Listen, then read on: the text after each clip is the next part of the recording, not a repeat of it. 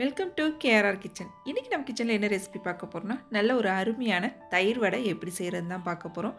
இந்த தயிர் வடை செய்யறதுக்கு ஒரு சின்ன சின்ன டிப்ஸ்லாம் ஃபாலோ பண்ணி செய்யணுங்க. அப்போ தான் நமக்கு நல்ல ஒரு பர்ஃபெக்டான தயிர் வடை கிடைக்கும். அந்த டிப்ஸ் எல்லாமே நான் அந்த வீடியோவில் ஷேர் பண்ணியிருக்கேன். என்னங்கிறத வீடியோவில் பார்த்து தெரிஞ்சுக்கலாம்.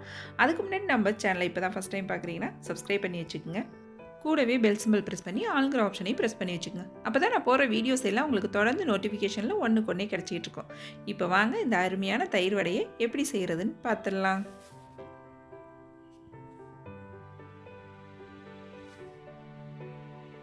இப்போ தயிர் வடை செய்கிறதுக்கு நல்லா ஒரு 200 கிராம் உளுந்து எடுத்து ஒரு 2 மணி நேரமாக ஊற வச்சு வச்சுருக்கேங்க. இப்போ இதை நம்ம கிரைண்டரில் சேர்த்து அரைச்சிக்கலாம். நம்ம எப்போதும் மெதுவடையெல்லாம் எப்படி செய்வோமோ அதே போல் தான் வடை ரெடி பண்ணிக்கணும். இப்போ உளுந்தும் நம்ம அரைக்க ஆரம்பிச்சிடலாம். தண்ணிலாம் வடிகட்டி எடுத்துங்க. தண்ணி இல்லாமல் தான் சேர்க்கணும் ஃபஸ்ட்டு நம்ம கிரைண்டரில். இப்போ உளுந்து எல்லாத்தையும் சேர்த்து நல்லா இது போல் கையால் தள்ளி தள்ளி விட்டு அரைச்சிக்குங்க. தண்ணி சேர்க்குறதுன்னு பார்த்திங்கன்னா கையில் கொஞ்சமாக நம்ம உளுந்து ஊற வச்ச தண்ணியே இருக்கும். இது போல் லைட்டாக தான் தெளித்து அரைக்கணும். தண்ணி நிறையா ஊற்றி அரைக்கக்கூடாது.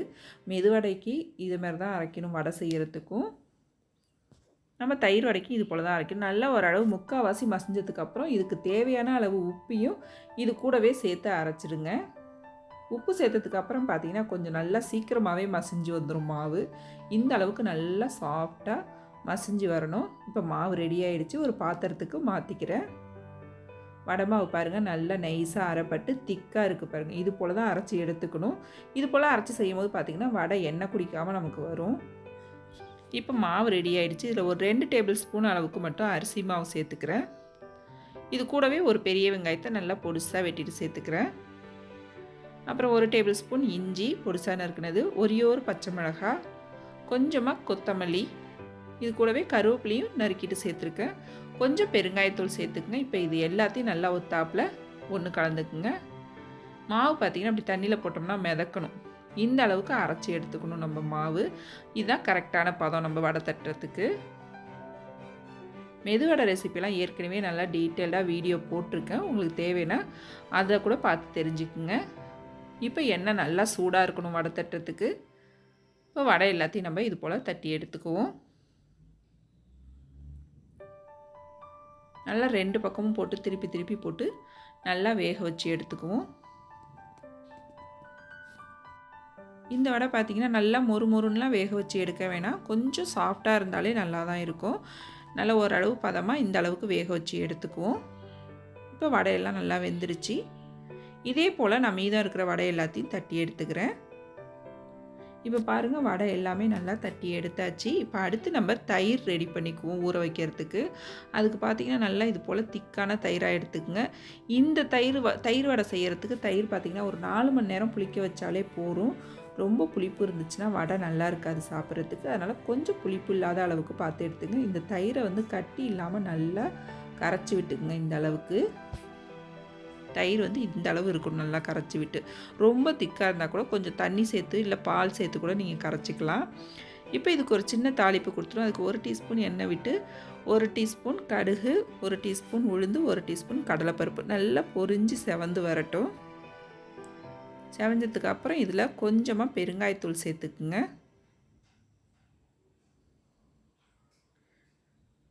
இப்போ இந்த தாளிப்பை நம்ம தயிர் கூட சேர்த்துருவோம். இப்போ இந்த தயிருக்கு தேவையான அளவு உப்பு சேர்த்துக்குவோம். நம்ம ஏற்கனவே இதில் உப்பு சேர்த்துருக்கோம் வடையில்.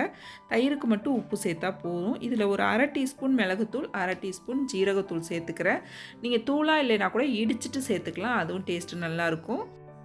இப்போ அடுத்து ஒரு பாத்திரத்தில் வெந்நீர் எடுத்துருக்கேன். இந்த வெந்நீர் பார்த்திங்கன்னா ரொம்ப சூடு இருக்கக்கூடாது. நம்ம கை வச்சோம்னா கை பொறுக்கிற அளவு சூடு இருந்துச்சுன்னா போதும். இப்போ இதில் நம்ம செஞ்சு வச்சுருக்க வடையை சேர்த்து ஒரு 2 செகண்ட் போட்டு எடுத்துக்குவோம்.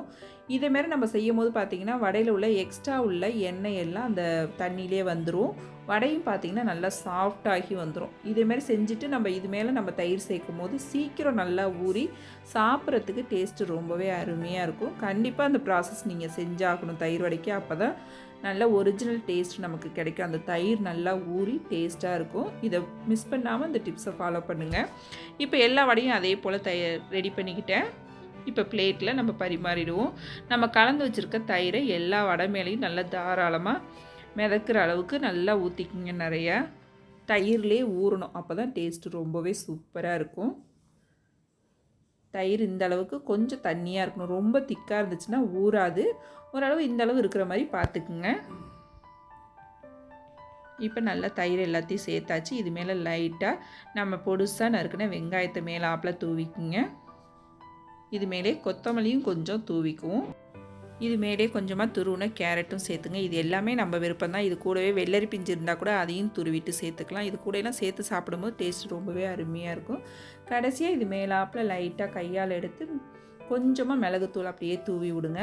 கொஞ்சம் மிளகுத்தூள், கொஞ்சம் ஜீரகத்தூள், அப்புறம் தனி மிளகாத்தூள் ஒரு பிஞ்சு அப்படியே மேலே லைட்டாக தூவி விடுங்க. இது மேலே நல்லா இந்த காராமந்தி, மணி காராமந்தின்னு சொல்லுவோம்ல, அது கூட தூவிக்கலாம். அப்படி இல்லைன்னா ஓமப்பொடி இருந்தால் கூட சேர்த்துக்கலாம். அதுவும் நல்லாயிருக்கும். இது போல் நல்லா கார்னிஷிங் பண்ணிவிட்டு நம்ம சாப்பிடும் போது பார்த்திங்கன்னா ரொம்ப அருமையாக இருக்கும். இந்த வடை கூட இந்த கேரட்டு, வெங்காயம், கொத்தமல்லி எல்லாம் சேர்த்து சாப்பிட்றப்ப டேஸ்ட்டு அவ்வளோ ஒரு அருமையாக இருக்குங்க. ரொம்ப சூப்பரான அருமையான தயிர் வடை ரெடி ஆகிடுச்சு. நீங்களும் இந்த ரெசிப்பியை கண்டிப்பாக ட்ரை பண்ணி பாருங்கள். இதே போல் நான் சொன்ன டிப்ஸ் எல்லாத்தையும் ஃபாலோ பண்ணி இந்த தயிர் வடையை செஞ்சு பாருங்கள். செஞ்சு பார்த்துட்டு எப்படி இருக்குன்னு எனக்கு கமெண்ட் பண்ணுங்கள். என்னோட இந்த ரெசிபி பிடிச்சிருந்ததுன்னா லைக் பண்ணுங்கள், ஷேர் பண்ணுங்கள். மறக்காமல் நம்ம KRR கிச்சனை சப்ஸ்கிரைப் பண்ணி வச்சுக்கோங்க. நாளைக்கு வேறொரு ரெசிபியோடு சந்திப்போம். தேங்க்ஸ் ஃபார் வாட்சிங்.